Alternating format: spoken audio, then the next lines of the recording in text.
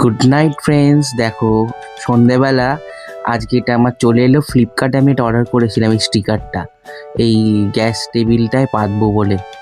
তো চলে এলো জিনিসটা, ভালোই পাতলা, খুবই পাতলা, কিন্তু তাও এই কদিন চলে, তাই এটা পেতে নিলাম। আর এই যে দেখো আমার পাতা কমপ্লিট। কেমন হয়েছে তোমরা একটু জানিও কমেন্টে। কালো থেকে পুরো সাদা হয়ে গেল, কেমন লাগছে জানিও। কেমন লাগালো তোমরা দেখো, দেখলে তো কেমন হয়েছে। দামটা খুবই কম, আমার ওই পুরো রোলটার দাম নিয়েছে মাত্র 136 টাকা। তো আবার সন্ধ্যাবেলা চলে এলাম আমাদের রেলগেটে মালা নিতে।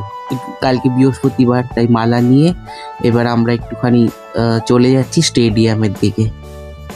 মালা আমার নেওয়া হয়ে গেছে, একটা বন্ধুটা গাড়ি চালাচ্ছিল, আর আমরা চলে যাচ্ছি স্টেডিয়ামে। এই যে আমার ফুলটা, এত ফুল কিনি না, আজকে হঠাৎ কিনে ফেললাম।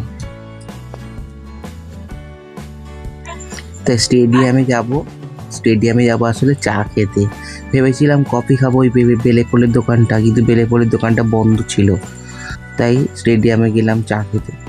ভালো ছিল না চাটা। এটা হচ্ছে মালিকপাড়া, আর আমরা এখন ঢালাসানে দাঁড়িয়ে আছি। এখান থেকে আমরা যাব স্টেডিয়াম। আর এখন বেলেপোলে চলে এলাম। এবার বেলেপোল থেকে স্টেডিয়ামের রাস্তায় চলে এসেছি, স্টেডিয়ামে এসে গেছি। এবার আমরা গিয়ে চা খাবো। চাটা ভালো ছিল না, মোটামুটি। ভালো চায়ের দোকানগুলো সব বন্ধ হয়ে গেছে। রাত্রিবেলা কি আর চায়ের দোকান খোলা থাকবে? কোনো দোকানই খোলা ছিল না। আসলে আমার বন্ধু চিকেন কিনতে গেছিলো, পায়নি, তাই জন্য ওই চা খেয়ে চলে আসতে হলো। তো ওরা চিকেন খুঁজে খুঁজে আর পাওয়া গেল না।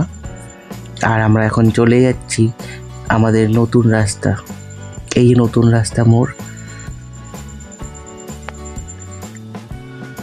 তো এই সিগনালে একটু ওয়েট করছি, রেড সিগনাল এখন, এবার এখান থেকে চলে যাবে। আর এই দেখো আমাদের এটা হচ্ছে তারামায়ের মন্দির, কলা বাগানে তারামায়ের মন্দির, কে কে চেনো? আর এই তারা মন্দিরে আমি দীক্ষা নিয়েছি। তো আজকে ব্লগটা এই পর্যন্তই। তোমরা ভালো থেকো, সুস্থ থেকো, টাটা।